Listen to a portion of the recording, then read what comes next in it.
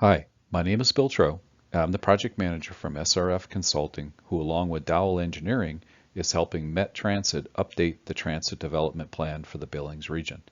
The purpose of the presentation is to give you a little bit of an update as to where we're at and also introduce the information that will be presented at the June 28th public meeting at the Community and Senior Center that will be run from 5:30 p.m. to 7 p.m. When we introduced the planning process to update the transit plan, we had talked about the 4 steps that it takes to update the plan. We're closing in on the end of step number 3, and in this step where we developed different alternatives for improving transit service within the region, and those are the focus of what we want to talk about at this public meeting.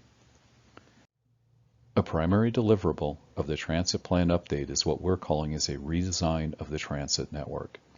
Keys of the redesign include focusing service on the more productive areas of the community, trying to reduce the walk distance in the core for people that want to use transit, and increasing the convenience and opportunity for accessing transit. The 2 maps that we're showing here, the one on the left is the current network, the map on the right is the redesign network that is the focus of the next public meeting. The redesign also includes system-wide convenience changes. These include revisions to the current schedules that would eliminate the breaks that occur throughout the day, allowing a more consistent schedule and allowing us to add 2 trips per day per route. A second convenience change would be migrating to designated stops. With designated stops, there would be a assigned location along each of the routes every 2 to 4 blocks that would be where buses would board and alight people. Primary reasons for migrating to designated stops are listed here. The latest transportation bill has provided significant increases in transit funding for cities like Billings.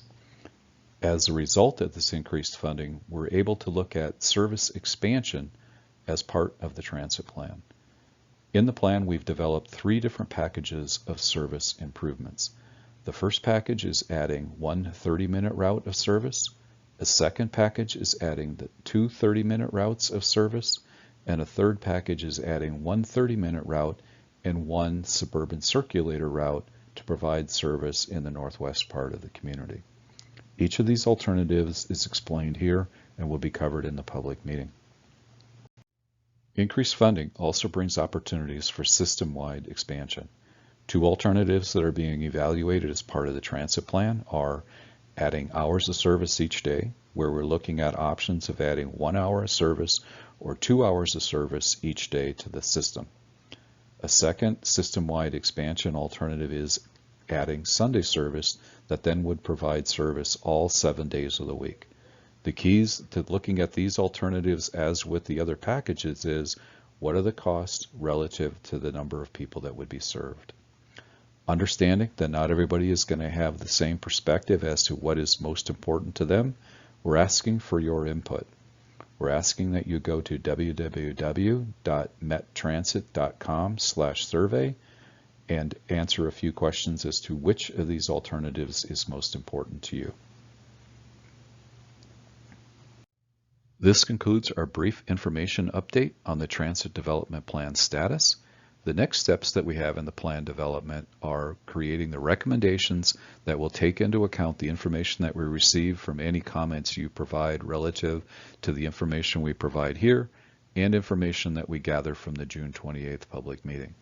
Again, if you have comments, please visit the survey at www.mettransit.com/survey, or you can use the QR code here. Thanks and have a good day.